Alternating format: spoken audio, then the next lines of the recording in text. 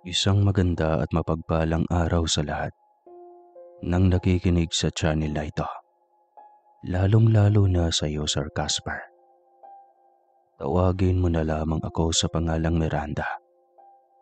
Tubong syudad at kasalukuyang naninirahan pa rin dito sa lugar ng Kamaynilaan. Pero ang kwentong ibabahagi ko sa inyo ngayon ay nangyari ito sa isang lugar sa Kabisayaan kung saan lumaki ang aking amang itago na lang natin sa pangalang Nestor. Taong 2001 nang mapagdesisyon na ng mga magulang ko na umuwi sa probinsya ng aking ama. Nasa edad 17 taong gulang pa lamang ako noon. Hindi kasi naging madali para sa amin ang mamuhay sa kabisera. Gawa ng construction worker lang ang trabaho ng aking ama't labandera naman ang aking ina. Ang lugar pa na kinatitirhan namin ay squatter talaga. Maingay at mabaho. Kung kaya naman kung ano-anong sakit ang dumadapo sa nakababata kong kapatid na sakitin. Doon ko nga napatunayan mismo na hindi lahat ng nakatira sa syudad magaganda ang pamumuhay. Dahil isa kami sa mga hindi pinalad na kahit anong pakikipagsapalaran namin. Mas lalo kaming naghihirap at nababaon sa utang. Lalo na noong sabay na nagkasakit ang aking ina at ang bunsong kapatid dahil sa kakulangan sa pagkain. Ilang buwan na din kaming hindi nakakapagbayad ng renta sa bahay na tinitira namin. Patong-patong na talaga ang problemang kinakaharap namin noon. At hindi na namin alam kung paano iyon haharapin. Kaya naman noong magpasya ang aking ama na umuwi na lamang sa probinsyang kinalakihan niya at asikasuhin ang lupaing naiwan ng yumao niyang magulang, ay tila ba nabunutan kami ng malaking tinik sa aming dibdib. Buwan ng Hunyo, nung bumiyahe kami patungong probinsya. Kasagsagan iyon ng malakas na ulan at malalaki ang alon sa karagatan. Noong sumakay kami ng barko patungo ng Samar. Sa kabutihang palad at awa ng Diyos, makaraan ng mahabang pagbiyahe sa ilalim ng masamang panahon, nakarating din kami sa destinasyon namin ng ligtas. Agad naming hinanap ang bahay ng kapatid ni Itay na si Tia Sele. Hindi naman kami nahirapan dahil kilala ang mga ito sa baryong kinatitirhan nila. May negosyo kasi ang mga ito at nagpapalakad ng malawak na niyugan. Maayos naman ang pagtanggap nila sa amin. Pansamantala pa nila kaming pinatuloy sa kanilang bahay.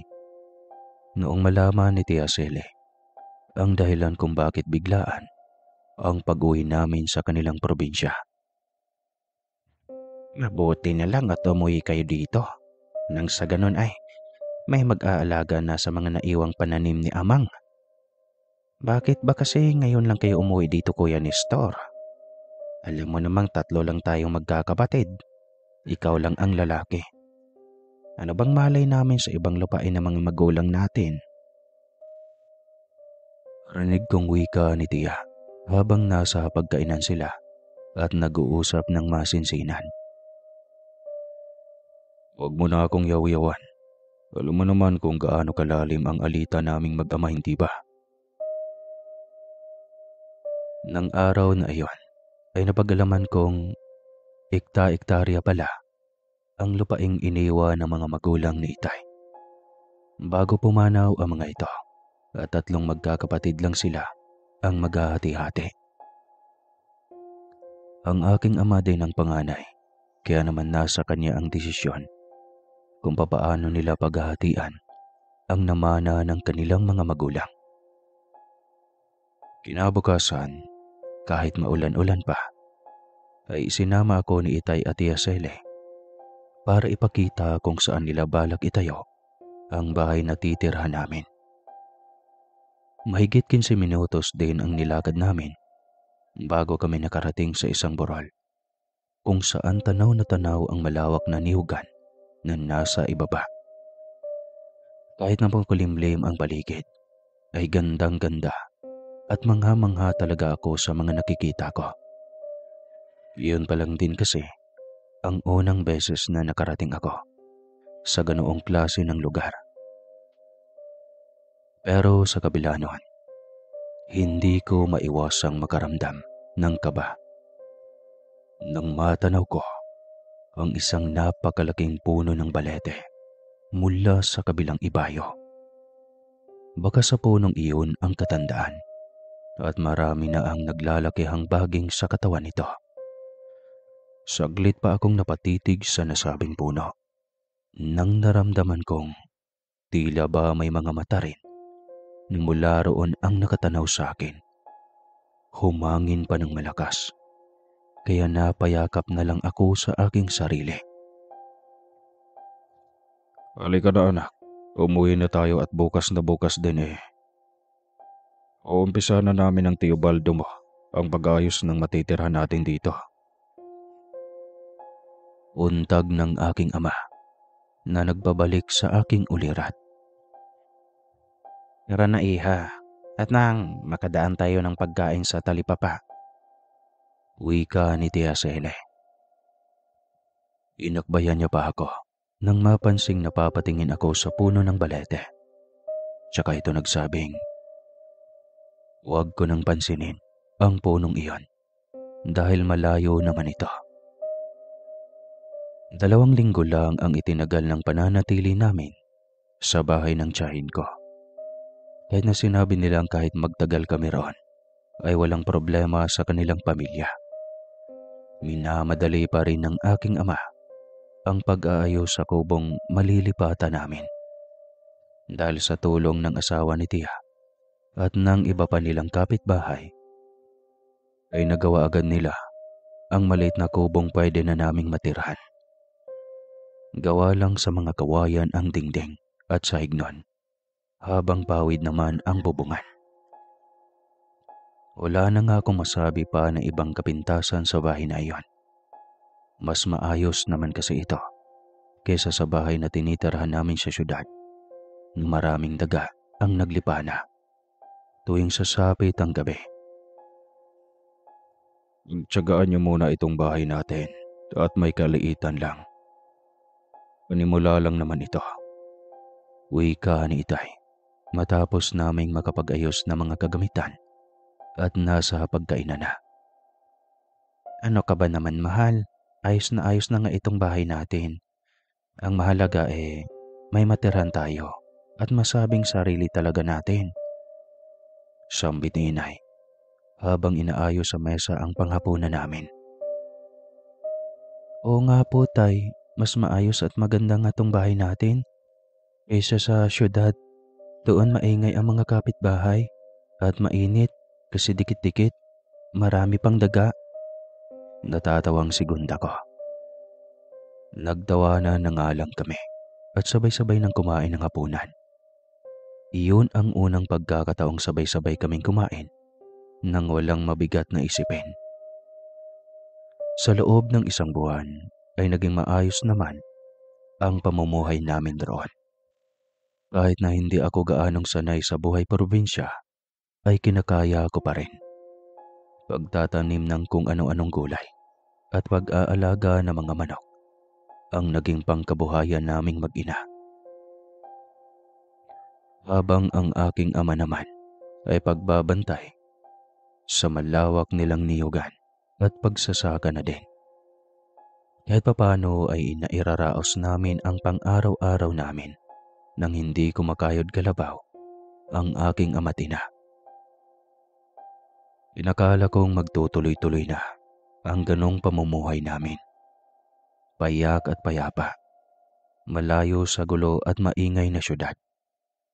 Ngunit laking pagkakamali ko dahil nagbago ang lahat nang makilala ko ang isang binatang nagngangalang Alisyo. Isang hapon noon, habang naglalakad ako sa malawak na niyugan nila Itay, ay hindi ko na malayang napapalayo na pala ako ng nilalakaran. Nawili kasi ako sa pangunguha ng mga ligaw na gulay at prutas sa paligid. Hindi ko napansing kumukilimlim na pala ang paligid dahil sa nagbabadyang malakas na ulan. Ilang sandali pa nga, bigla na lang bumuhos ang ulan. Dahilan para mataranta ako at agad na naghanap ng masisilungan.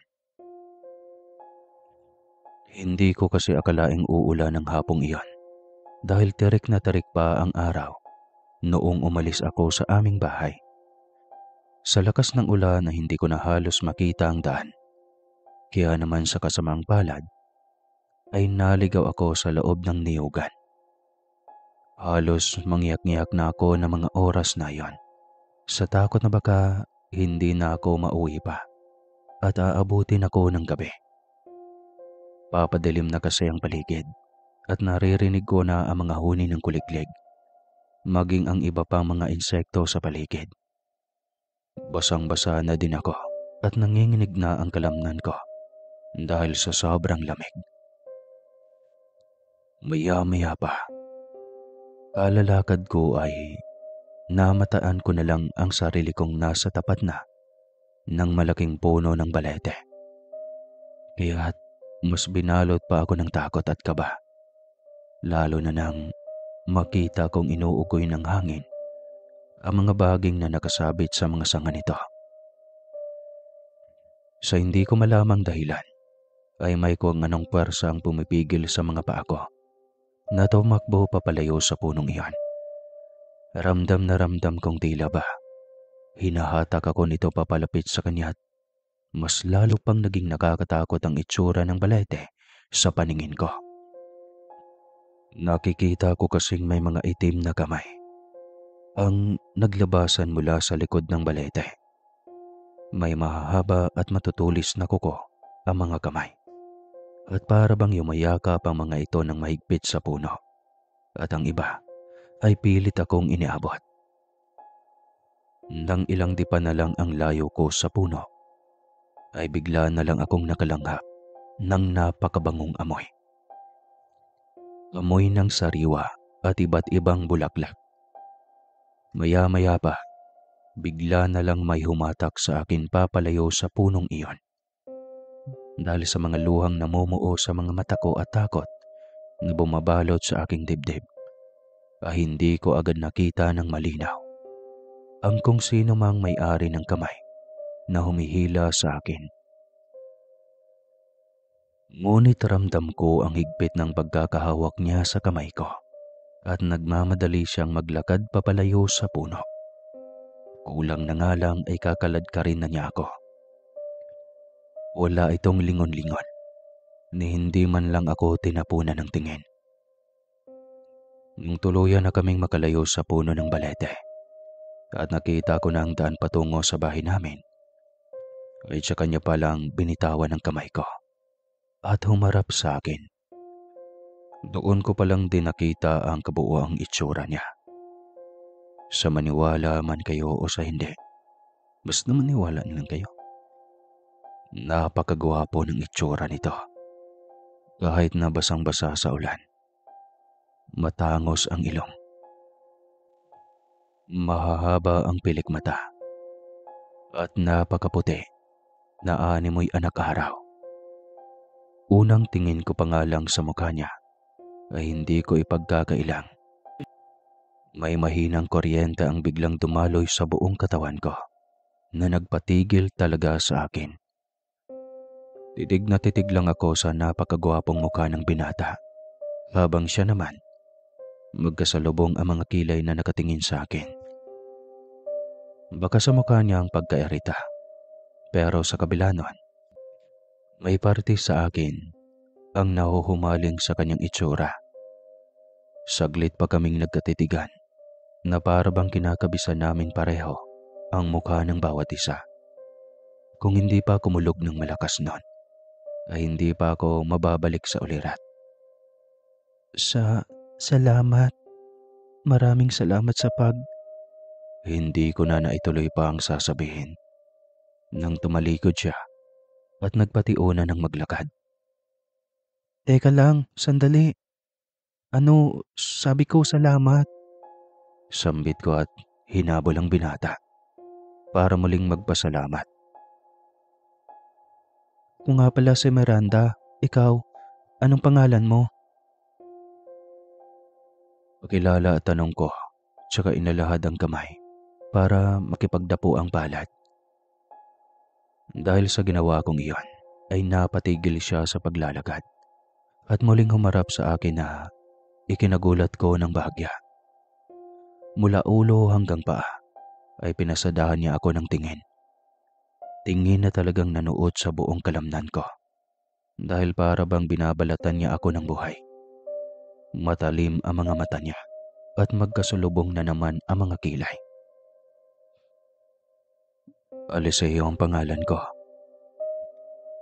Tugon niya sa tanong ko kahit na mukha siyang naalibadbaran. Nang abutin niya na sana ang kamay ko, ay narinig ko na lang bigla ang boses ng aking ama. Sumisigaw ito at tinatawag ang pangalan ko. Sila inay. Bulalas ko, kaya saglit na nawala ang atensyon ko sa binatang si Aliseo. Maging ang boses kasi ng aking ina ay naririnig ko nang hinahanap ako. Ilang sandali pa ay nakita ko na ang mga magulang kong naglalakad papalapit sa kinaroroonan ko. Nang balingan ko ulit ang lalaki, ay laking pagtataka ko nang wala na ito sa tabi ko. Napalingalinga pa ako para hanapin ang binata, ngunit hindi ko na talaga ito nakita pa. Ano bang ginagawa mo ditong bata ka? Ang lakas-lakas na ng ulan. Uwi na. Parinig kong wika ni inay at hinila na ako papalakad sa direksyon kung nasaan ang bahay namin. Kinagabihan, habang nasa kalagitnaan ako ng pagtulog, ay naalimpungatan ako at nagising. Sobrang lamig kasi ang pakiramdam ko at nanginginig ang buong kalamnan ko. Kahit na anong pagtatalokbong ko ng kumot, ay tagos na tagos pa rin sa balat ko ang lamig sa paligid. Kakapabaling-baling ko sa kinahigaan ko, ay nagising na ang aking inang mahimbing na natutulog sa tabi ko. Noong unay nagalit pa ito at pinagsabihan akong huwag akong malikot dahil nakakaistorbo ako sa pagtulog niya. Subalit nang tumampi ang kamay niya sa braso ko, ay saglit siyang natigilan at nagwikang, Anak, ang taas ng lagnat mo. Sus Mariosep, Nestor, gising. Ang anak natin. Bulalas ng aking ina at sunod-sunod na kinapa ang noo at leeg ko.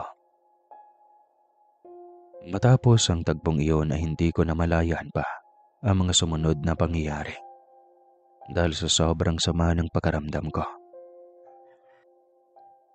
Pagkawari ko noon, lumulutang ako sa isang napakalamig na tubig at marami ang mga kamay na nag-uunahang humila sa akin, papalubog sa kailaliman ng kung saan man ako naroroon.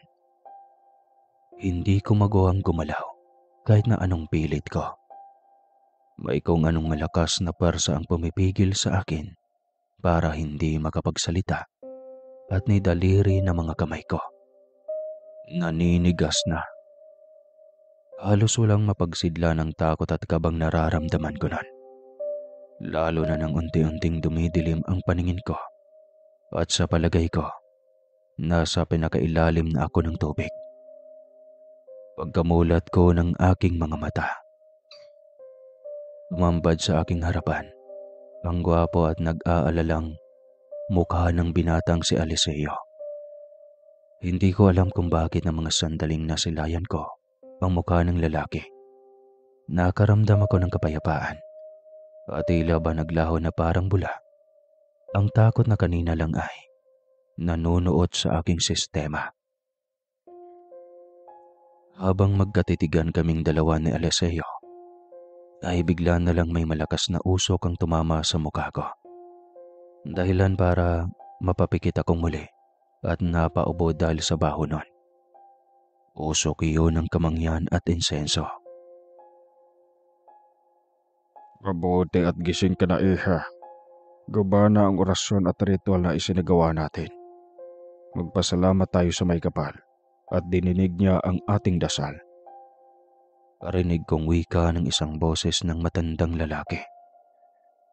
Pagkadilat ko ulit ng mga mata ko, nagulat talaga ako nang makita ko ang taong kaharap ko ay isang matandang albularyo na mukha ng ermitanyo. Laking pagkadismaya ko at nanlumo talaga ako dahil sa pag-aakalang ang gwapong binata na ang nasa harapan ko. Kabuang. Gulong-gulo ang isip ko at hindi ko maintindihan kung ano ang nangyayari ng mga sandaling iyon. Subalit nang kausapin ako ng mga magulang ko kasama ang albularyong nagngangalang Mang Tuping, doon ko napag-alamang naengkanto pala ako.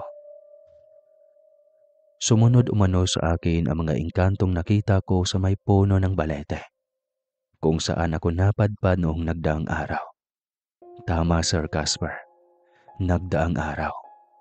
Dahil 3 araw na pala akong nananatiling tulog magmula nung nakauwi ako sa amin. Matapos ang mga pangyayaring iyon, hindi na maalis-alis sa isipan ko ang lalaking si Eliseo. May kung ano sa kaloob-looban ko ang nagnanais na makita ito. Subalit lumipas na ang ilang linggo. Natapos na lang din ang gamutang isinagawa sa akin ng albularyong si Mang Tupi. Ay hindi ko na muli pang nakita ang binata. Kaya't naisip kong baka nagkataon lang talaga ang pagtatagpo naming iyon sa niyugan. At panaginip lang ang lahat noong araw nang maibalik ako ng albularyo sa aking katawang lupa. Anong ginagawa mo dyan, anak? Magtatakip silim na at nasa labas ka pa din. Pumasok ka na sa loob ng bahay. Tanong ni Itay nang madatnan niya akong nakaupo sa may likurang bahagi ng bahay namin, kung saan tanaw ang malaking puno ng balete.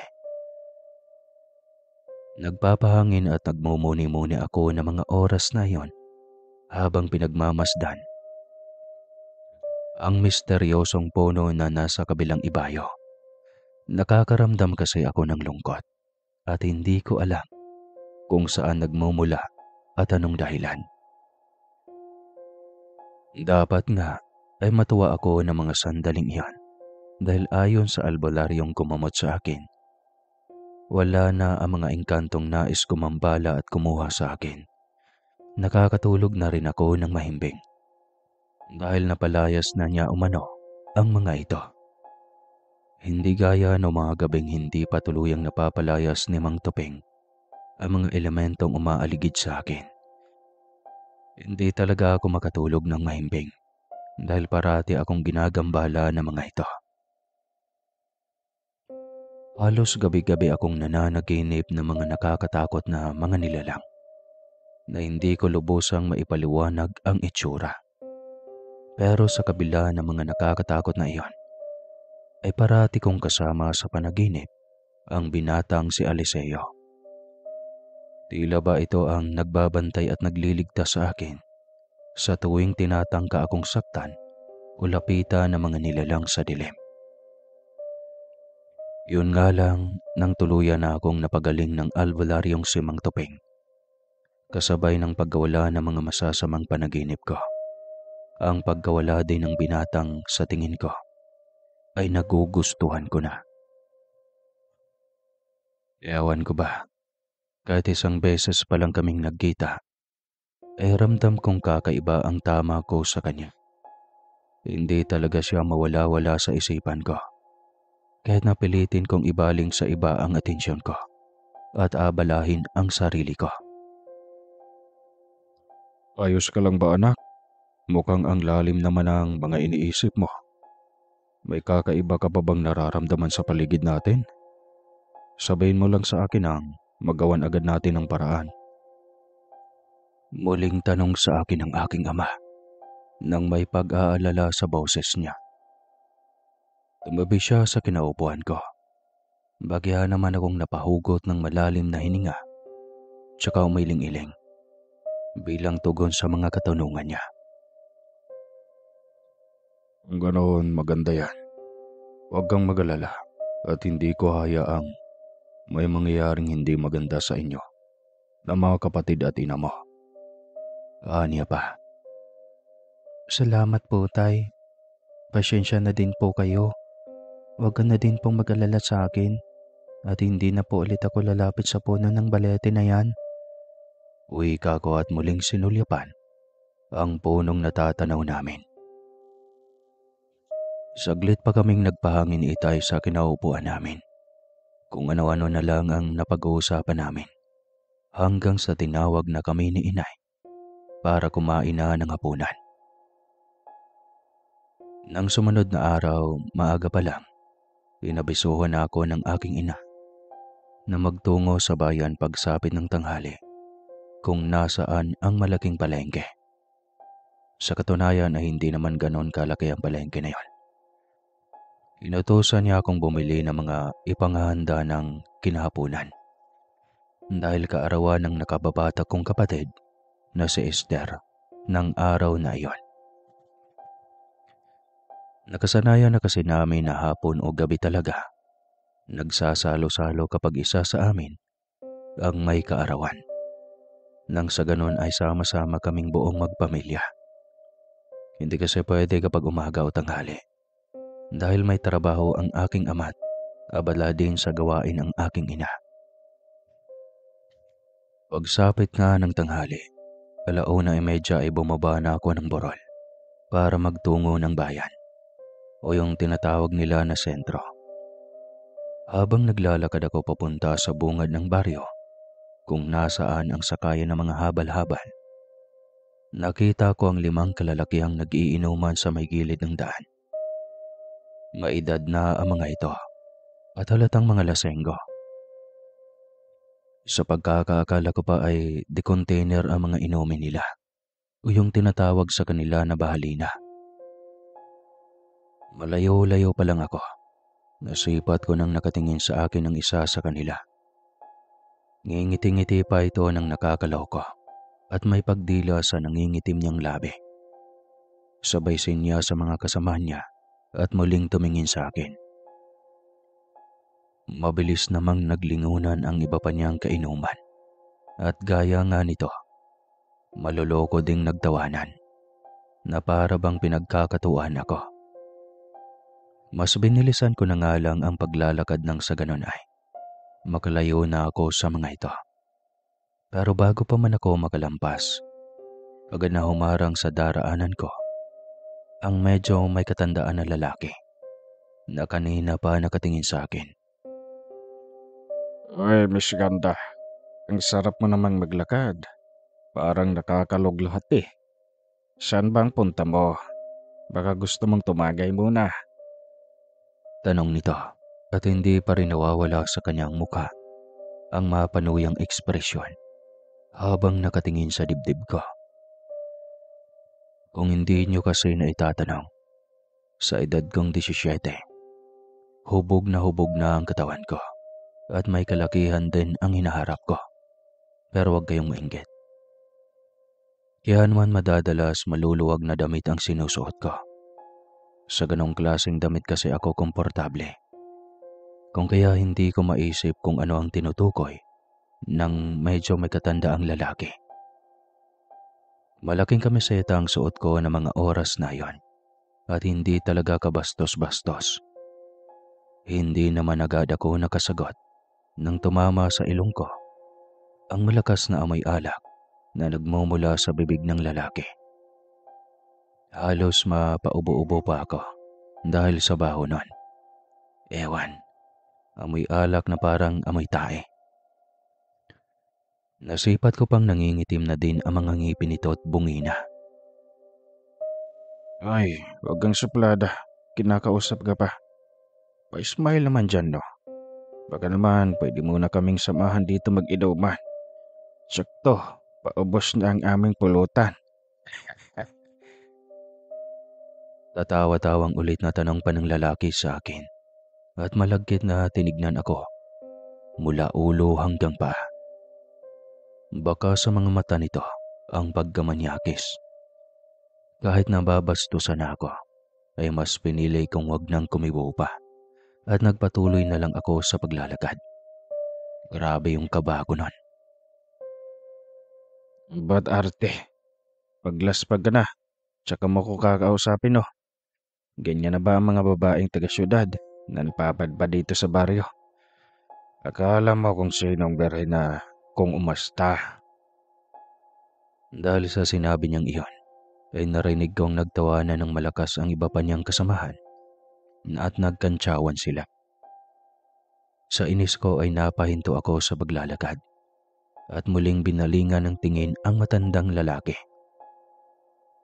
Masama na ang pagkakatingin ko rito dahil sa kabastosang sinasabi niya tungkol sa akin. Ginagatungan pa ng mga kainuman niyang walang magawa sa buhay. Tama na ho yan. Huwag mo nang guluhin ang babae mang Dadoy. Huwag mo namang ipahiya ang sarili mo sa mga bagong salta dito. Baka isipin nila lahat ng tao dito, katulad mo. Singit na yung isang lalaking bigla na lang sumulpot mula sa kung saan. Unang tingin ko pa lang sa lalaki, bakas na sa mukha nito ang pagiging istrikto. At matalim ang mga mata na animoy walang kaimo-emosyon. Hindi ko kagad ito namukhaan nang biglang mag-amok ang matandang lalaking nambastos sa akin. Aba, sino ka namang lalaki ka at paano mo nalaman ang pangalan ko ha?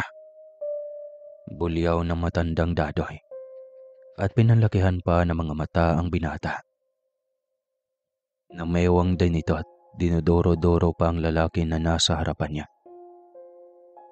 Itigil mo na ang ginagawa mo kung ayaw mong magsisisi sa huli. Seryosong wika ng lalaki. Nang matitigan ko ito ng mabuti, ay naramdaman ko ang biglaang pagtahip o tibok ng dibdib ko. Doon ko nga lang napagtantong ito pala ang binatang nagligtas sa akin sa loob ng niyogan. Si Aliceo. Ako pa ang tinatakot mo. Hindi mo ba alam kung sino ang kinakaharap mo? Pangalan ko lang yata ang alam mo eh. Hoy, malawak ang lupain ko dito at kayang-kaya kong bilhin ang buhay mo. Lalo na ang buhay ng babaeng yan. Pagyayabang ng matanda, tinambahan ng sapak si Aliceo. Subalit na kaunting takot ay wala akong nakita sa mukha ng binata. Seryoso pa rin itong nakatitig sa matanda. Na para bang sa utak pa lang, kinakatay na niya ang matanda.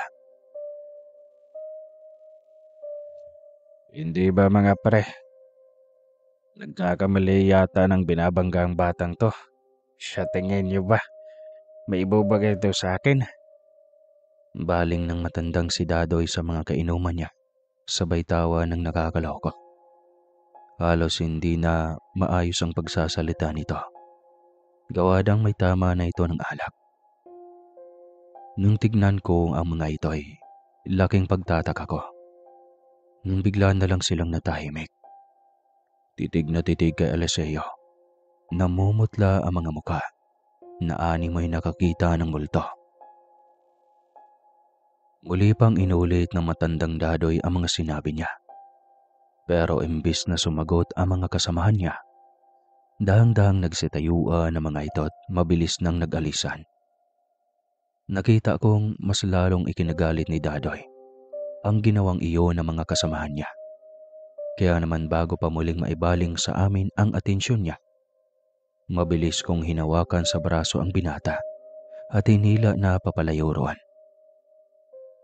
Narinig ko pang pinagsisigawan ng matanda ang mga kasamahan niyang nag-iwan sa kanya. May galit man akong nararamdaman dahil sa ginawa nitong pambabastos. Mas nanaig sa akin ang kaba at takot na baka magkagulo sila oras na hayaan kong manatili ang binata roon. Nang makarating kami sa bungad ng baryo, ay tsaka ko palang naalalang bitawa na ang braso ni Aliceo.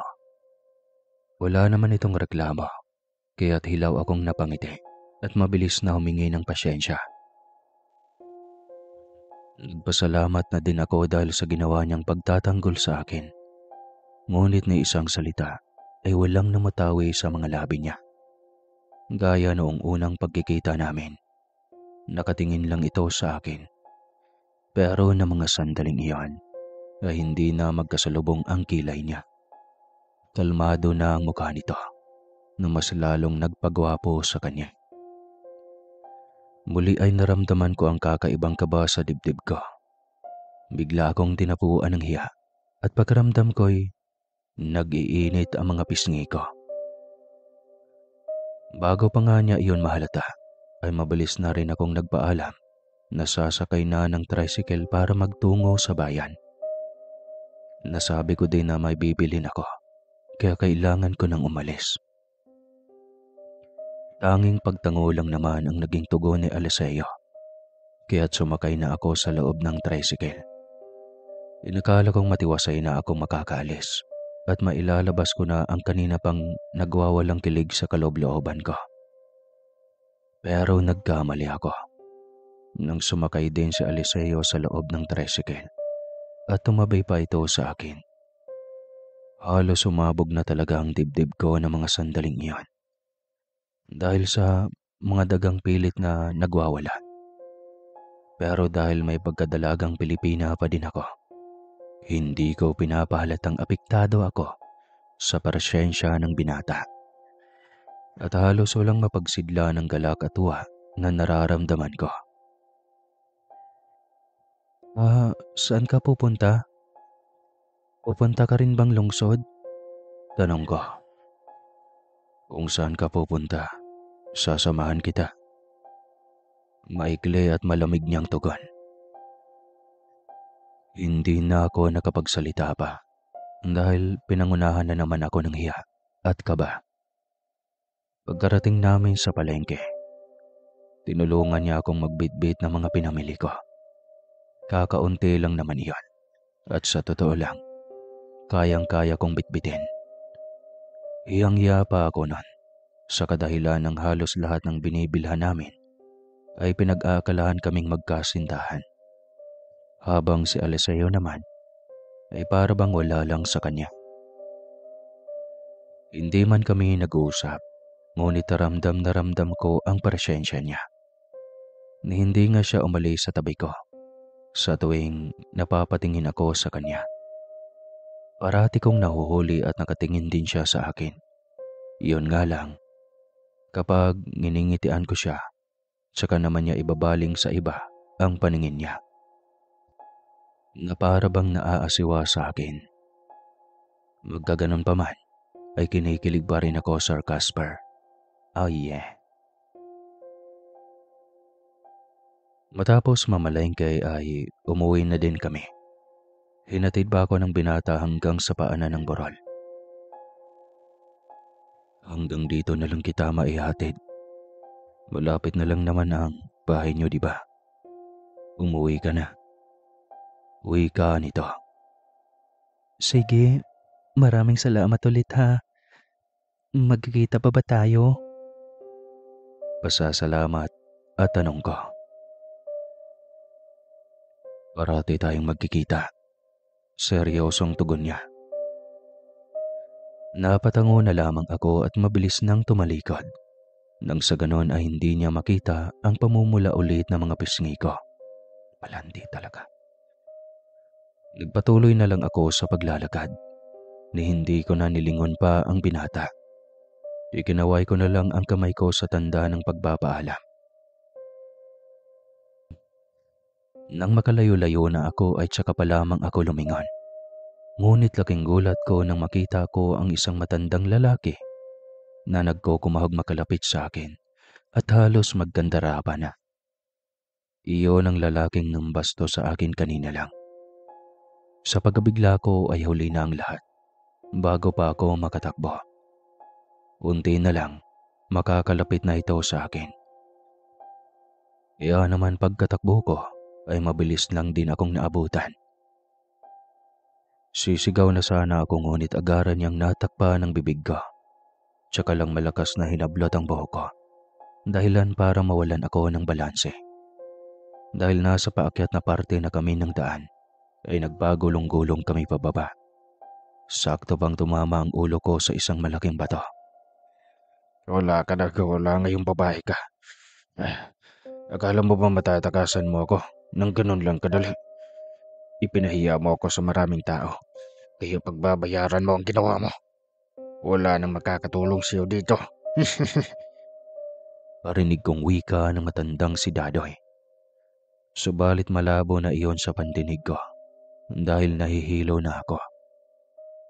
Kahit masakit na ang katawan ko, ay pinilit ko pa rin kumilos. Gumagapang na ako dahil sa sakit ng ulo ko at umiikot na ang paningin ko. Habang ang matandang lalaki naman ay tumatawa na animoy demonyo. Hindi na ako nito hinayaan pang makalayo at marahas akong hinila papalapit sa kanya. At dumagan siya. Nagsisigaw at nagpupamiglas na talaga ako sa abot ng aking makakaya. Pero bago pa man ito magawang punitin ang suot ko, bigla na lang umihip ang napakalakas na hangin. May kung anong malaki at kulay itim na usok ang namuo sa likuran ni Mang Dadoy. Nanlaki talaga ang mga mata ko nang makita kong tila may kamay na nabuo sa kulay itim na usok. Pumupulupot ito sa liig ng matanda at sa isang iglap. Itinapo ng kamay na iyon, papalayo sa akin ng lalaki. Tumama ito sa isang puno ng saging. Sa lakas nun ay nabuwal pa ang puno at nadaganan ang matanda. Mas lumakas pa ang ihip ng hangin. Naramdaman kong tila gumagalaw ang lupa sa kinaroroonan namin. At may mga ugat na lumabas mula sa ilalim. Gumagapang ang mga iyon papunta sa matandang si Dadoy. Pumupulupot ang mga ito sa katawan ng lalaki at ibinitin siya ng patiwarik. Angal ka. Walang sino man ang maaaring manakit sa babaeng papatuloy ng lahi ko. Parinig kong wika ng isang boses na para bang nanggagaling sa kailaliman ng lupa. Bahagya akong napaatras nang makita kong unti-unting nagtatawang tao. Ang kaninang usok lang na nakikita ko. Sa isang kurap lang ng mga mata ko, nakita ko ang binatang si Eliseo. Inkanto. Isang inkanto. Hindi totoo ang mga inkanto. Hindi. Pagsusumigaw ng matandang lalaki. At may tatakasan na ng bait. Dahil sa katakot-takot na nasaksihan ko, ay tuluyan na akong nawala ng malay. Nang idilat ko ang mga mata ko natagpuan ko na naman ang sarili ko sa isang lugar na hindi pamilyar sa akin. Nasa ilalim ako ng malaking puno ng balete. Ngunit sa pagkakataong iyon, ay napakaganda nito sa paningin ko. At nahibahid ng kaunting takot, ay wala akong naramdaman. Nagising ako sa gitna ng katahimikan. Hindi ito yung uri ng katahimikang nakakabingi, kundi yung katahimikang nakakapayapa ng kalooban. Tanging huni ng mga ibon at lagaslas ng tubig lamang ang naririnig ko. Na para bang musika sa aking pandinig at kay sarap matulog. Ang una kong nakita ay liwanag na nagmumula sa kalangitan. Hindi liwanag ng araw, kundi liwanag na para bang usok ng kandilang kulay ginto. Nakahiga ako sa kawad, kawarang damuhan o yung Bermuda grass. Ngunit katakatakang hindi man lang nangangati ang balat ko dahil sa tumatama ang mga damo. Pagkaramdam ko pa ay nakahiga ako sa napakalambot na kotsyon. Nasaan ako? Buhay pa ba ako? Bulong ko sa sarili. Ito kasi ang unang pagkakataong nagising ako sa ganong klase ng lugar. Para bang nasa loob ako ng paraisong kailanman ay hindi nakikita ng mga normal na tao. Ang mga dahon ng balete at baging ay sumasayaw sa ihip ng malamig na hangin.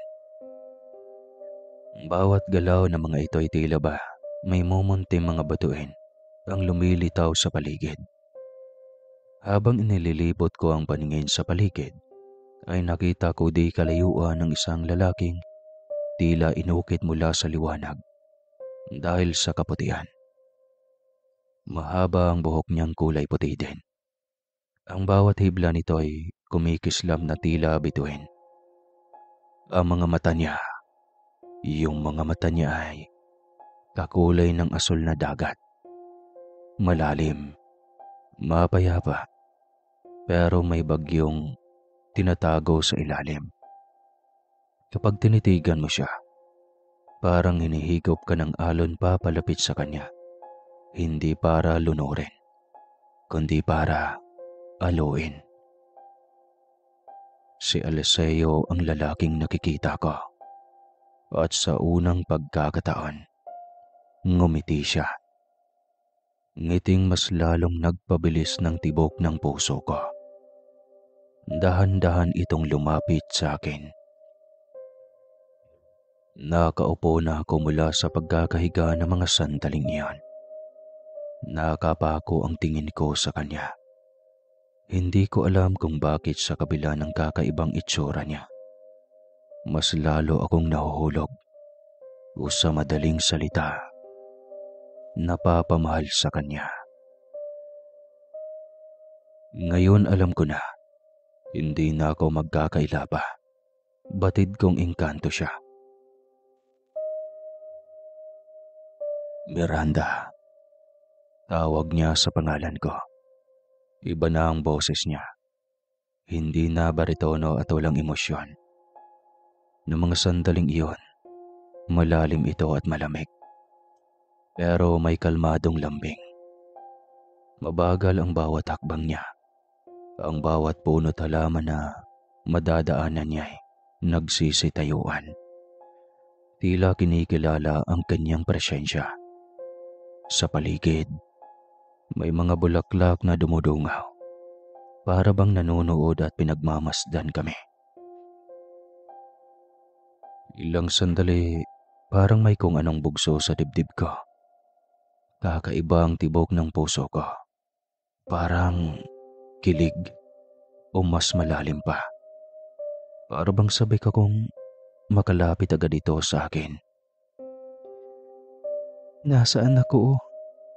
Tanong ko sa kanya nang tuluyan na siyang makalapit. Halos pabulong na lang iyon.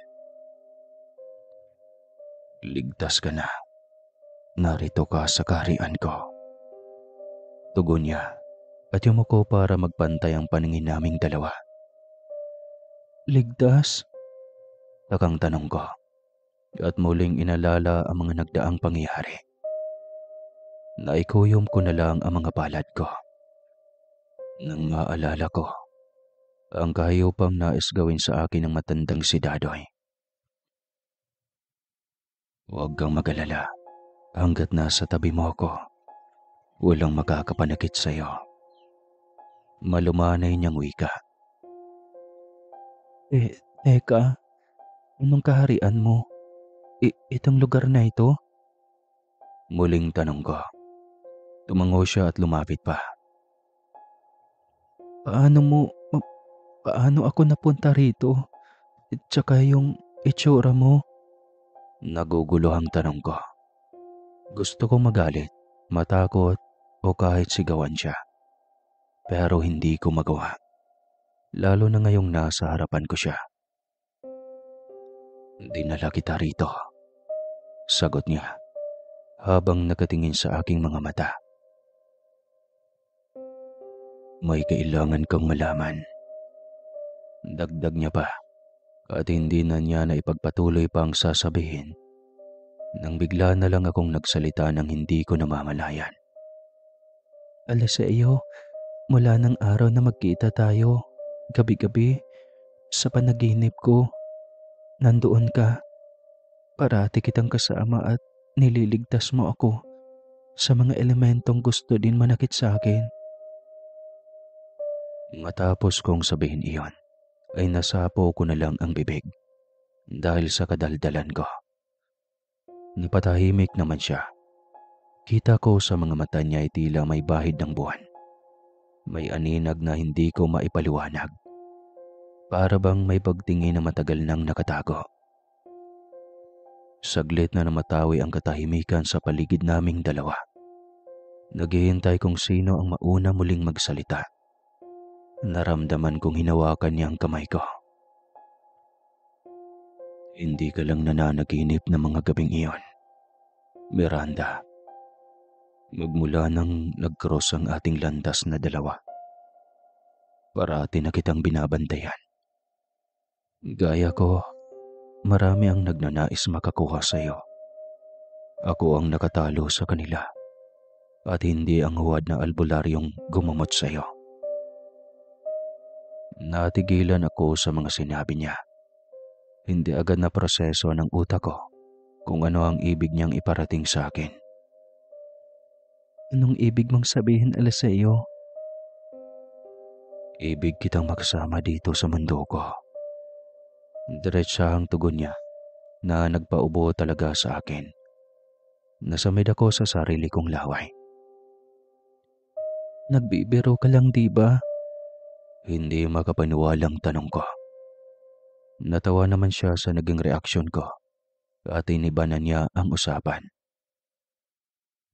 Inaya niya akong maglakad-lakad muna. Hindi na ako tumanggi pa para naman maibalik ko ang sarili ko sa sistema. Habang naglakad-lakad kami ni Eliseo sa ilalim ng mga puno, ang dahon ay tila salamin ng langit. Hindi ko maiwasang mapatingin sa kanya ng palihim. Tahimik lang siya at kalmado. Ngunit sa bawat hakbang na ginagawa niya, ramdam ko ang bigat na mga hindi niya sinasabi. Panaginip lang kaya ang lahat ng ito? Tanong ko sa aking sarili. Nang magtama ang paningin naming dalawa, ay saglit siyang umiti.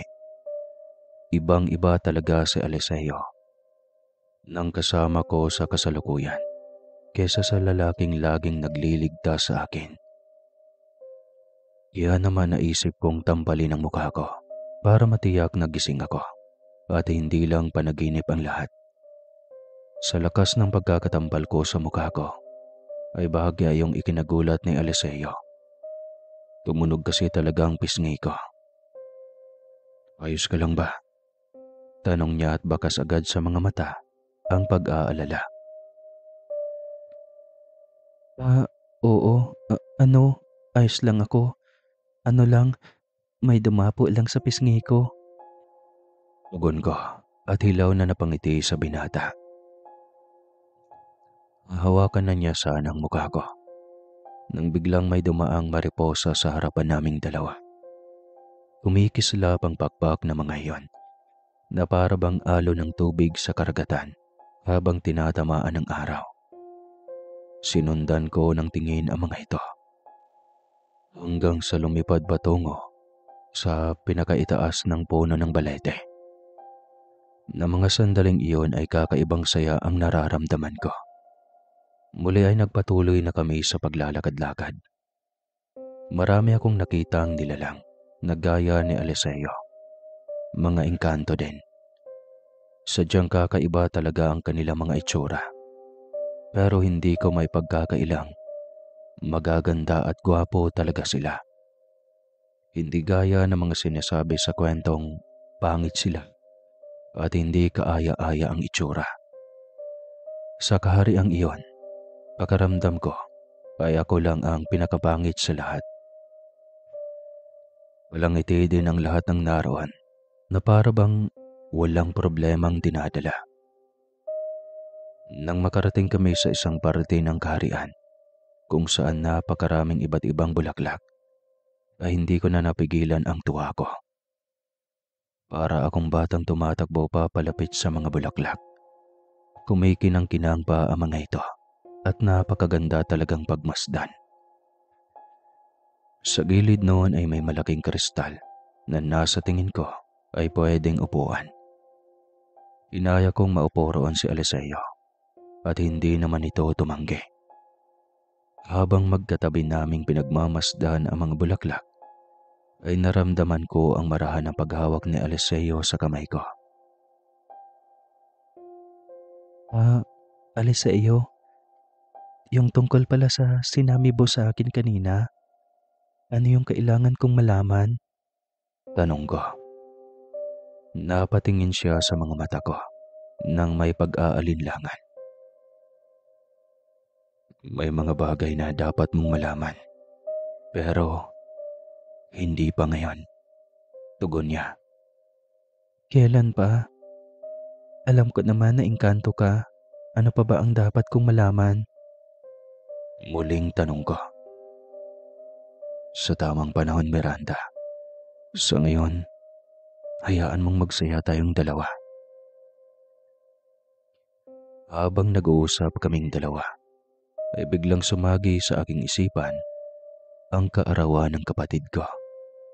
Kaya naman agad na akong nagpaalam kay Eliseo na uuwi na ako. Bakit ngayon mo lang naalala? Huli ka na. Sige, umuwi ka na. Sabi nito at bahagya pang napatawa. Ikaw kasi alam mo din naman kung bakit ako namalengke. Sinamahan mo pa nga ako, diba? Sige na, iuwi mo na ako. Uwi ka ako. Ay, teka, magkikita pa ba tayo ulit? Pahabol na tanong ko. Hinawakan niya ang pisngi ko. Tsaka ako hinalikan sa noo. Maingat, banayad at ramdam na ramdam kong may pagmamahal din iyon. Parati tayong magkikita. Bulong ni Eliseo at niyakap ako. Dahil sa ginawa niya ay napapikit na lamang ako. Nang muli kong itilat ang mga mata ko napasigaw talaga ako.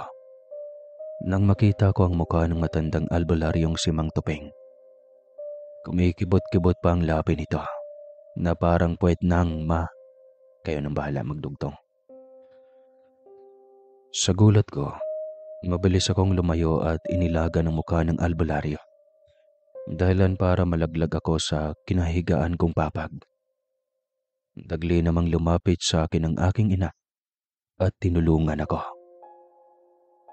Tay, anong nangyayari? Pagarang tanong ko. Gising ka na anak, mabuti naman at nagkamalay ka na. Nag-aalalang wika ng aking ina. Doon ko lang napagtantong nag-uusal pala ng dasal si Mang Tupeng. Kahit nagising na ako ay ipinagpatuloy pa rin niya ang ginagawa niya. Nagsunog pa ito ng itim na balahibo ng manok sa baon ng niyog na nasa harapan niya. Hindi ko alam kung ano pa ang mga inilagay niya roon at napaubo talaga ako ng sobra dahil sa baho nun. Kakaubo ko ay hindi ko na napigilang masuka.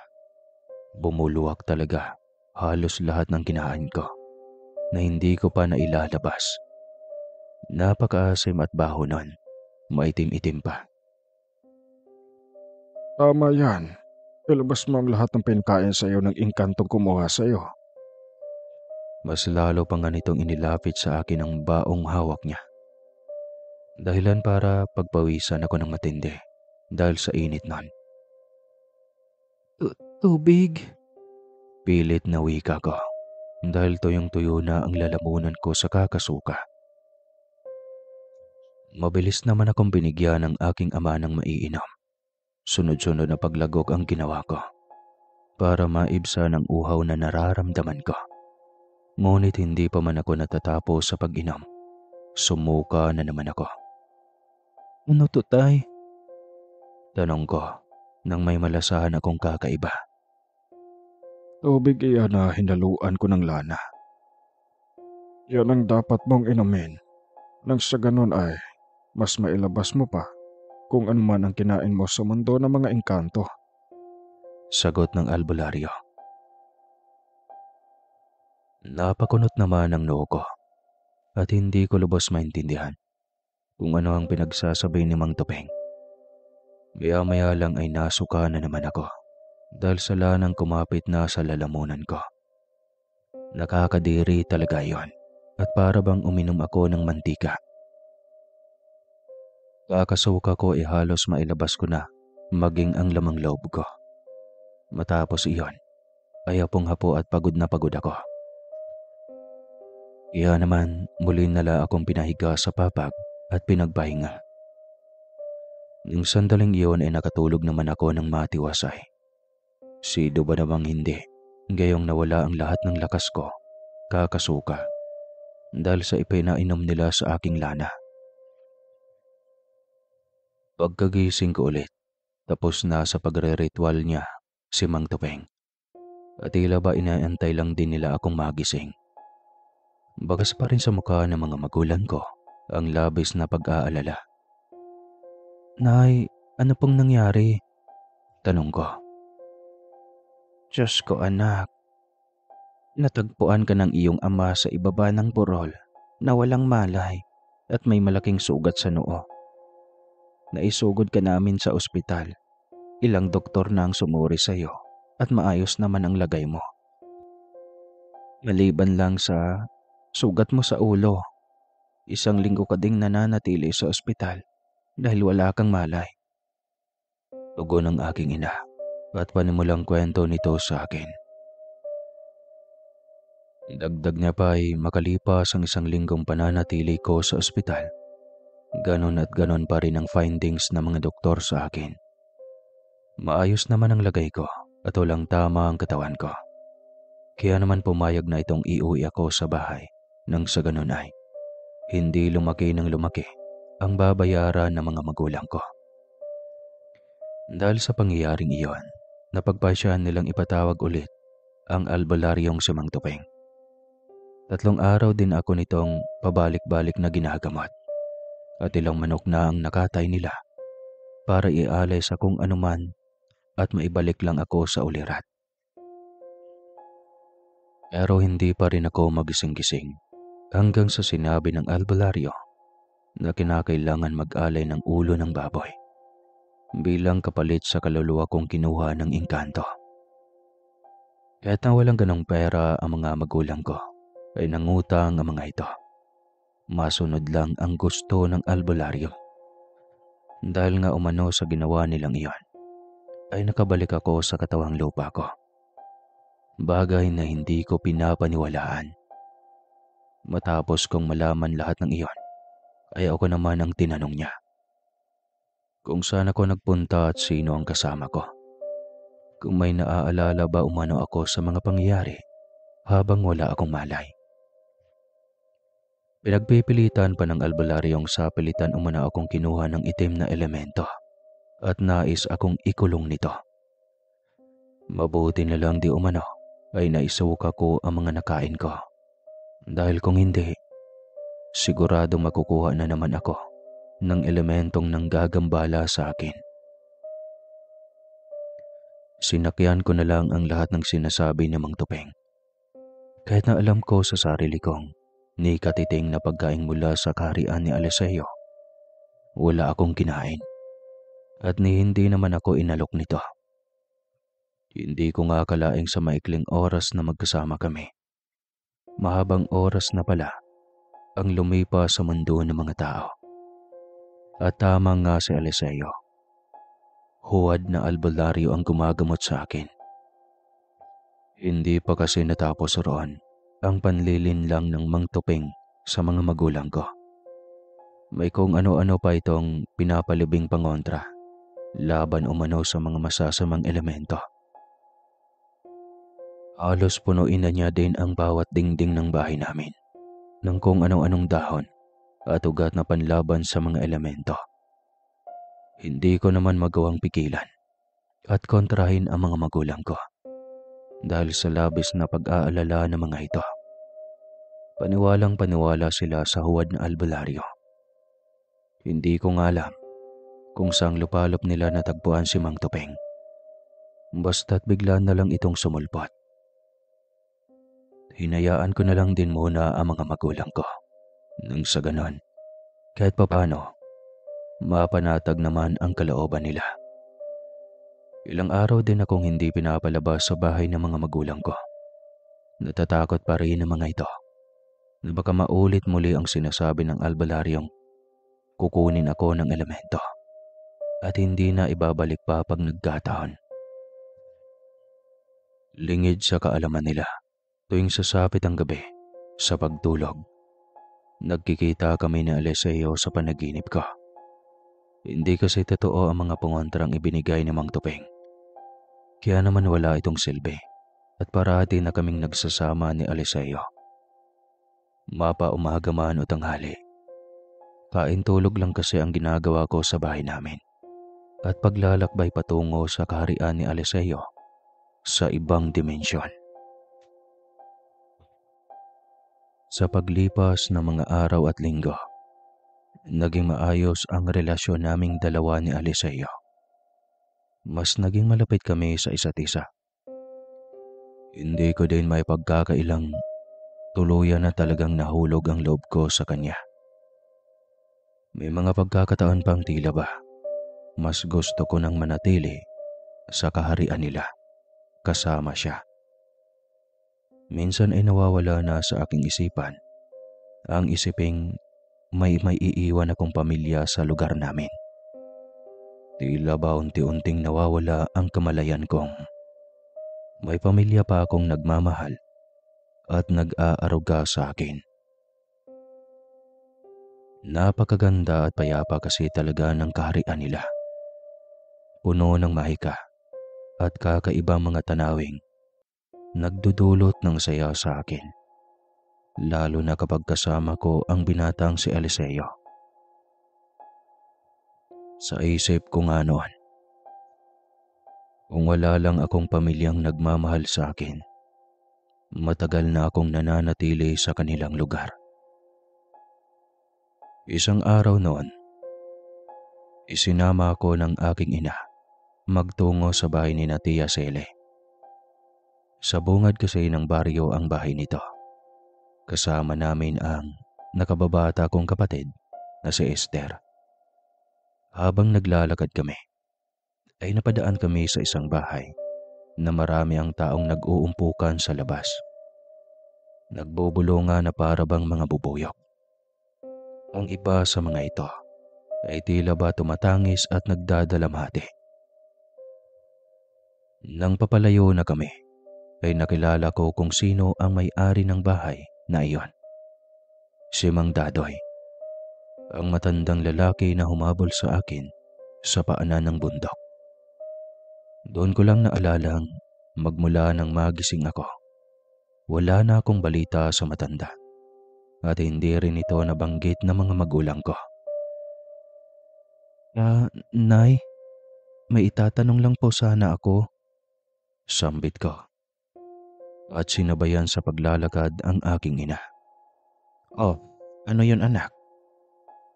Nung natagpuan po ako ni Itay sa paanan ng burol, wala po ba akong kasama o tao man lang sa paligid?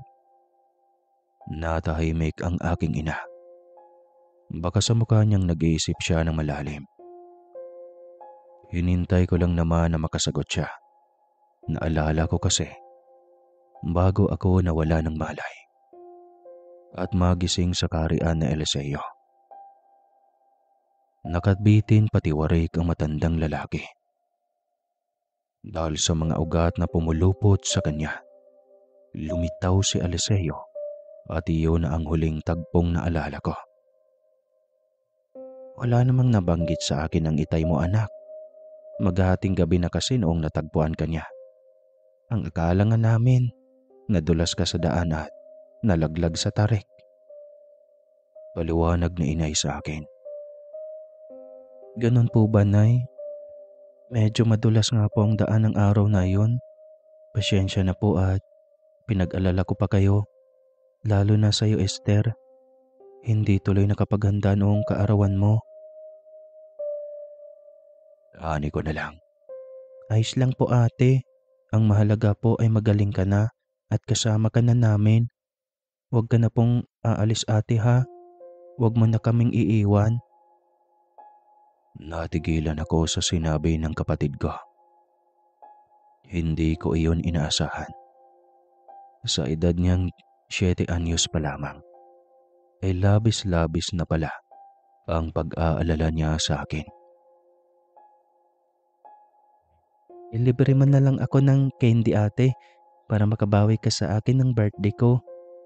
Dagdag pa nito. Napangiti na lamang ako at ginulo ang buhok niya, tsaka inakbayan siya.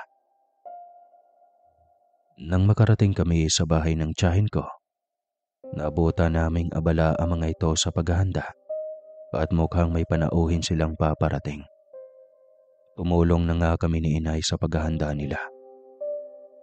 Habang nag-aayos kami, ay narinig kong nagkukwentuhan si inay at tiya Sele. Ayon sa tiyahin ko, kamamatay lang na matandang si Dadoy. Kaya naman pala maraming tao sa labas ng bahay nito. Kinulam o barang umano ang ikinamatay nito. Paniniwala naman ng iba, pinarusahan ng engkanto ang matanda dahil sa kasamaan ng pag-uugali nito. Kahit ilang albularyo na ang tumingin sa matanda, ay walang nakakapagsabi kung ano ba talaga ang totoong sanhi kung bakit ito namatay. Dagdag ba ni tiya, mahigit 1 linggo daw nakaratay sa banig ang lalaki at tila ba inaagnas ng buhay. Takot-takot talaga ang sinapit nito hanggang sa tuluyan ng namatay. Nanindig talaga ang mga balahibo ko dahil sa mga narinig ko. Kinutuban ako ng hindi maganda sa isiping. Baka si Eliseo ang may gawa ng pagkamatay ng matandang si Dadoy. Makaraan lang ang ilang minuto ay natapos na din kami sa pag-ayos ng mga pagkain para sa bisita ni Tia Sele. Sakto naman ang pagdating ng mga ito. Magpapaalam na din sana ako para umuwi na at nais kong makausap si Eliseo. Pero bago pa man ako makapagpaalam, ay tinawag ako ng isa sa mga bisita ni Tia. Wala namang pagdadalawang isip akong lumapit dito. Babae ito, na sa tingin ko ay nasa edad 50 anyos na o mahigit pa lamang. Pagkalapit ko ay matama niya akong tinitigan sa mga mata ko. Titig na titig ito, na para bang tinitignan pati ang kaluluwa ko. Maya-maya pa'y hinawakan niya ang palapulsuhan ko. Huwag kang sumama sa kanya. Hindi mo alam ang tunay na intensyon niya. Sambit nito. Ho, anong ibig mo pong sabihin, Nang? Gagamitin ka lang ng nilalang na iyon upang ipagpatuloy ang lahi nila. Huwag kang magpapalinlang. Likas sa kanila ang mapagpanggap. Hindi sila maaring magmahal ng normal na tao kagaya natin. Hindi ko alam ang sinasabi mo, Nang. Pasyensya na po. Kailangan ko nang umalis. Pagpapanggap ko, kahit na alam ko kung ano ang tinutukoy niya. Nang akmang aalis na ako ay mahigpit niya akong hinawakan sa kamay. Alam mo kung ano. Iligtas mo ang sarili mo. Masama siyang nilalang. Halos magisterikal nitong wika. Pinilit kong kumawala sa pagkakahawak niya. Pinagtitinginan na kasi kami ng iba pa niyang mga kasama. Pagkabitiw niya ay agaran na nga akong tumakbo palabas ng bahay ni Tia. Bulang ako ng takbo. Walang direksyon. At hindi ko alam kung saan ako tutungo. Paulit-ulit na ding tumatakbo sa isipan ko ang lahat ng mga sinasabi sa akin ng ginang at ang pagkamatay ng matandang si Mang Dadoy. Oo, pinagbantaan nito ang buhay ko. Subalit hindi sumagi sa isipan kong gawan ito ng masama. Malaki na ako. na sa tamang gulang na para malaman ang mali sa tama, ang dapat sa hindi dapat. Pagkatakbo ko, dinala ko ng mga paa ko sa lugar kung saan unang beses na nagkita kami ni Eliseo, sa puno ng balete. Sa bigat ng nararamdaman ko at dami ng tumatakbo sa isipan ko, napaiyak na lamang ako at napaupo sa damuhan. Hindi ko alam kung ano ang gagawin ko. Ito ang unang beses na umibig ako. Batid ko na magkakaiba ang mundong ginagalawan naming dalawa. Gulong-gulo at punong-puno ng katanungan ang aking isipan. Nilolokoban ako ng takot sa isiping tila nakikita ko na kung ano ang kinahinatnan ng pag-ibig ko sa kanya. Eliseo, nasaan ka? Magpakita ka. Harapin mo ako. Tumatangis na sigaw ko sa harapan ng punong balete. Ngunit ni anino ng lalaki ay hindi nagpakita sa akin. Tanging malakas na ihip na hangin lang ang dumampi sa balat ko. Hanging tila ba nasa tabi ako ng dalampasigan. Magpakita ka naman sa akin. Sabihin mo. Ano ba talaga ang mga dapat kong malaman tungkol sa iyo? Muling sigaw ko. Pero gaya ng nauna, walang sumagot sa akin. Tanging kakaibang katahimikan lang ang bumabalot sa buong paligid ko. Katahimikang tila ba nakikidalamhati sa akin. Lumipas na lang ang kalahating oras na pananatili ko sa may puno ng balete. Walang Eliseyong nagpapakita sa akin. Hanggang sa gumuhit na lang ang kidlat sa kalangitan. Dumadagundong ang malakas na kulog. Hudyat na may paparating na ulan. Hindi ko iyon pinansin at hinayaan ko lang hanggang sa unti-unti nang pumapatak ang malalaking butil ng ulan. Napayuko na lamang ako at napayakap sa sarili ko. Isa ba akong hangal? Dahil nagmahal ako ng engkantong tulad mo. Alam kong magkaiba tayo ng ginagalawan. Hindi dapat tayo magmahalan. Pero bakit? Bakit ka pa nagpakita? Kung ganito lang din ang kahihinatnan. Bulong ko sa aking sarili. Sapat na para marinig ng isang tao kung nasa tabi ko man ito. Matapos kong questionin ang sarili ko, laking pagtataka ko kung bakit hindi pa rin ako nababasa ng ulan. Gayong napakalakas na ng buhos nito. Pagkatingala ko, ay nakita ko ang lalaking kanina ko pa ninanais na makita. Ngunit sa pagkakataong iyon, may kung anong kakaiba na sa itsura niya. Hindi na ito gaya ng dati. Hindi ko maipaliwanag. Balot na balot siya. Tanging mga mata lang ang nakikita ko. Miranda. Mahinang tawag niya sa pangalan ko. Puno ng lungkot ang boses nito at mapupungay na ang mga mata. Tila ba may iniinda siyang sakit. Ang labi niyang dating malarosa sa pula, ngayon ay tila nalantana. Eliseo, Pilit na sambit ko sa kabila ng panginginig ng mga labi ko dahil sa pag-iyak. Sumama ka sa akin. Sasabihin ko sa iyo ang lahat. Marahan niyang iniabot sa akin ang kamay niya. Pero hindi ko kaagad iyon natanggap nang makita kong mahahaba na ang mga kuko niya. May bitak-bitak na din ang kamay niya na para bang sa bato. Nang muli ko siyang tignan ay nakita ko ang labis na kalungkutan sa mga mata niya. Magtiwala ka, Miranda. Muling wika nito at hinihintay pa rin na tanggapin ko ang kamay niya.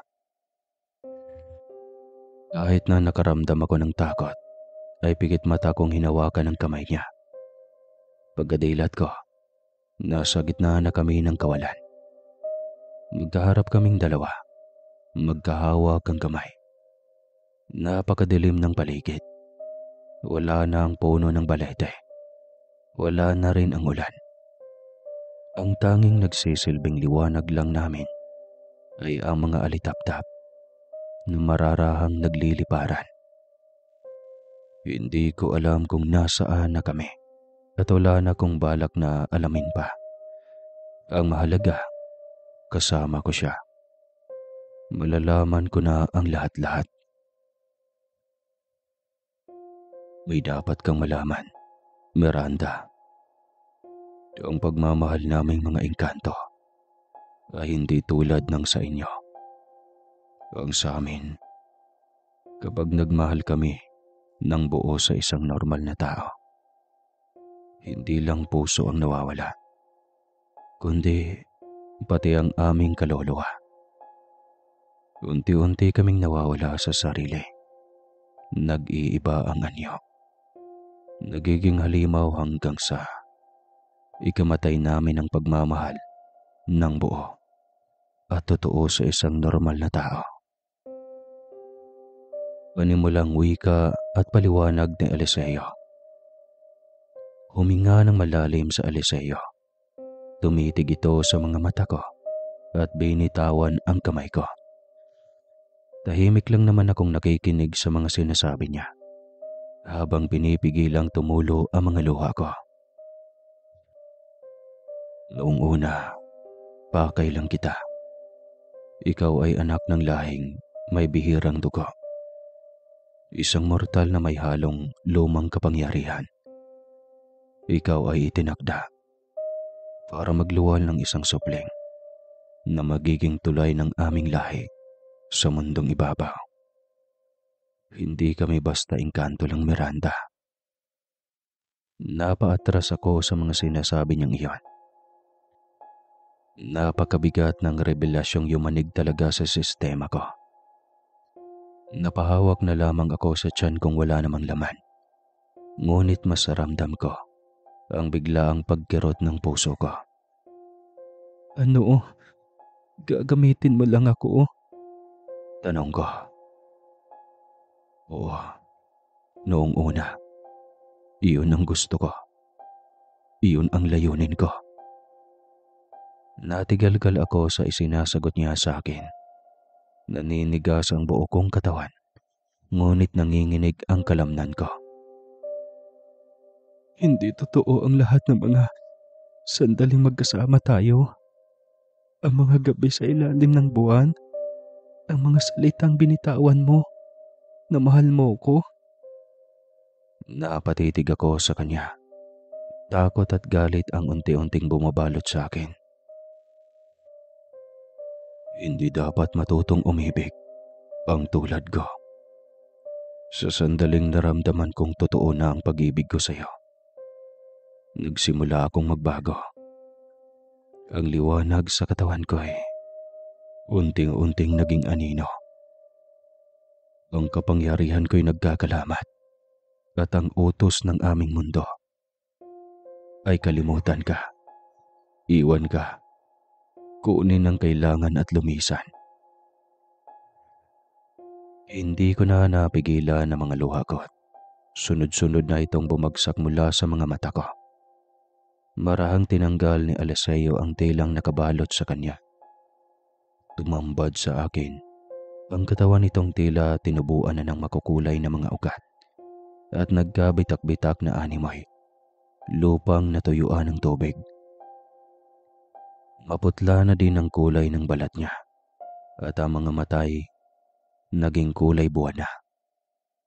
Lumuhod siya sa harapan ko. Hindi ko kayang kunin ang anak, Miranda. Dahil mas nanaig ang pagmamahal ko sa iyo kaysa sa utos ng lahi ko. Sa unang pagkakataon, nakita kong lumuha ang mga mata nito. Kaya ka nagbago? Kaya naging kanyan ang anyo mo? Hindi ko makapaniwalang tanong. Ang pagmamahal ko, ang humubog ng sumpa. Ako na ngayon ay wala sa langit, wala sa lupa. Isa na lang akong nilalang ng gitna. Wala na akong lahi, wala na akong pangalan. Ikaw na lang ang naiwan sa akin. Habang sapo-sapo ko ang dibdib ko'y naglakad ako papalapit kay Eliseo. Yumukod ako para magbantay ang paningin naming dalawa. Kitang-kita at ramdam na ramdam kong puno na ng pagsusumamo ang mga mata niya. Hindi man ito kasing asul ng dagat gaya ng dati. Mata pa rin ito ng engkantong minahal ko. Bakit mo pa ako dinala rito? Tanong ko habang nakahawak sa magkabilang pisngi niya. Para sabihin ang lahat. Para piliin mo kung ano ang kapalaran mo. Tugon niya at wala nang tigil sa pagluha ang mga mata nito. Maaari kang bumalik sa mundo mo, Miranda. Malilimutan mo ako, ang lahat ng ito, at mabubuhay ka ng tahimik. O mananatili ka rito kasama ako. Sa kawalan, walang oras, walang katawan, walang anak. Tanging alaala at damdamin ang meron tayo. Muli ay natigilan ako sa mga sinabi niya. Mas lalo pa akong napaiyak dahil kailangan kong mamili. Matagal bago ako nakasagot. Namutawi ang katahimikan sa aming dalawa. Pero gaya ng unang pagtatagpo naming dalawa, nakatingin kami sa mukha ng bawat isa na para bang kinakabisan namin ng isa't isa. Pero ngayon ay may bahid ng luha at lungkot ang mga mata. Sa gitna ng katahimikan, narinig ko ang tinig ng aking ina. Mahinang tinatawag ang pangalan ko. Tila ba napakalayo nito. Miranda, anak, umuwi ka na.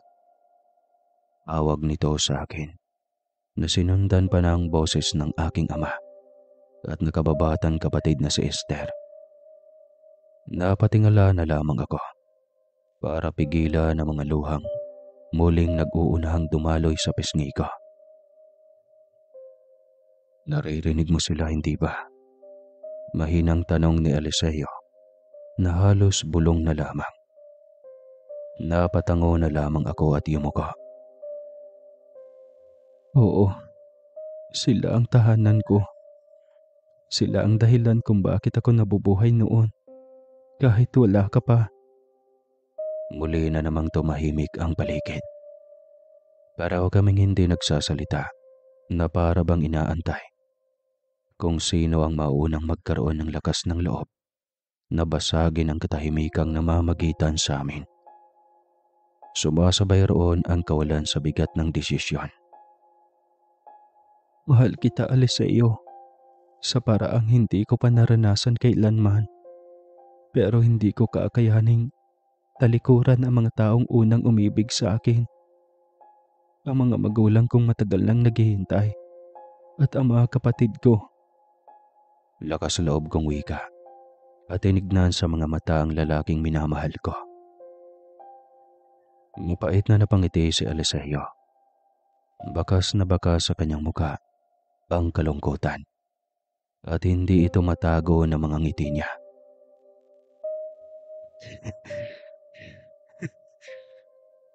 At iyon ang dahilan kung bakit kita minahal, Miranda.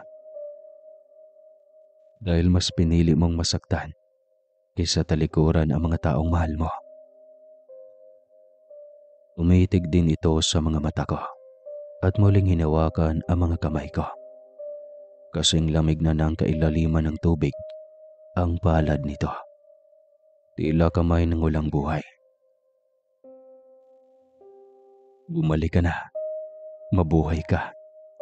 At kung sakaling maalala mo ako minsan sa panaginip, sapat na iyon sa tulad kong wala ng lugar sa mundo. Pilit ng iting wika nito at marahang hinaplos ang pisngi ko. Pinunasan niya ang mga luha ko. Masakit man ay napatango na lamang ako kahit nawasak na ang puso ko sa tagpo naming iyon. Paalam, Eliseo. Biglang nagliparan, papalapit kay Eliseo. Ang mga alitap-tap na kanina lang ay nagsisilbing liwanag namin sa kawalan. Binalot siya ng mga ito. Sa huling sulyap ko kay Eliseo, nakita ko ang mukha ng binata nung unang beses na nagkita kami at iniligtas niya ako. Nakangiti ito kahit na unti-unti nang naglalaho ang liwanag sa kadiliman. Marian akong napapikit dahil sa labis na sakit na nararamdaman ko. Pagkadilat ko ng mga mata, namataan ko ang sarili ko sa likurang bahagi ng bahay namin. Mabilis kong iginala ang paningin ko sa parte kong nasa ng puno ng balete. Ngunit wala na ito roon. Tila ba isang mahaba, masaya at mapait na panaginip lang ang lahat ng nangyari. Pagkagising ko ay mayroong isang lalaki na medyo katandaan na. May suot ito ng mga medalyon. Tapos ay nakaharap ito sa akin. May mga inuusal na dasal. Habang ang mga kapatid ko at si inay ay halatang lumuluha ang mga ito. Doon ko din nalaman na isang linggo na pala akong nakahiga at natagpuan daw ako ng inay na wala ng malay malapit sa balete. Mabilis lumipas sa mga buwan. Medyo masakit at medyo hindi ako nakakausap ng aking pamilya. Tuwing may mga biruan din na nangyayari sa amin ay mahirap akong patawanin kasi hindi mawala-wala sa isip ko ang binatang engkanto na unang-una kong inibig noon. Matagal bago ko natanggap. Antay ako ng antay kung magpapakita pa ba siya sa akin. Pero wala na talaga. Hanggang sa paglipas sa mga buwan din, umabot na ng taon. Doon ko na unti-unting ikwento sa mga magulang ko ang totoong nangyari talaga sa akin. At nagulat ako dahil alam na pala nila ang nangyari sa akin noon. Na umibig ako sa isang engkanto. Ikwento daw lahat ng iyon ng antingerong nakilala nila. Ito si Commander Gaudin. Sikat ito sa aming baryo noon sa Samar. Lumalaban daw ito mga kombate espiritual, mga barangan, mga aswang, at higit sa lahat, ang mga hiluan daw noon ay tiklop sa kanya. Nung nalaman daw nila tatay ay hindi na daw nila binuksan pa ang topiko na yon. Baka daw ay ikabaliw ko pa. Akala nga nila ay mababaliw daw ko. Dahil napapansin nila na umiiyak daw akong mag-isa. At gabi-gabi pala daw noon ay binabangungot ako. Pero yung bangungot na yun ay hindi daw ako nagigising. Kumbaga kumakalma daw ako habang pikit ang mga mata. Nung nakalipat na kami ng pwesto ng bahay at medyo maayos-ayos na, ay pinaduguan ito sa kakilala nilang albularyo din. At simula noon ay naging magaan na ang pamumuhay namin. At naging magaan na din ang buhay ko. Unti-unti kong natanggap ang mga pangyayari sa buhay ko. Akala ko nga nung una ay hindi totoo. Pero kalaunan ay kumalat ito sa aming sityo. Sa totoo lang, nung umidad ako ng 20, marami nang nanliligaw sa akin doon sa Samar. Pero ni isa ay wala akong sinagot. Medyo may trauma din kasi ako sa pag-ibig nun. Nung magdesisyon ako magtrabaho dito sa Manila, doon ko na nakalimutan ng lubusan ang mga pangyayari ko sa buhay na hindi ko inaasahan. At dito ko rin nakilala ang minahal ko at naging asawa ko na ngayon. At sa hanggang ngayon ay hanggang sa magdesisyon kaming magsama dito sa Maynila. Hanggang dito na lang po ang kwento kong ito, Sir Casper. Maraming salamat po sa lahat ng nakikinig at umapo sa kwento kong ito. Nawa ay magbigay aral ito sa inyo na huwag basta-basta magtitiwala sa mga gwapo at nakakainggan yung mga itsura. Dahil baka mamaya, isa pala itong patibong sa'yo. Muli po, ako po si Miranda ng Kamaynilaan. Salamat.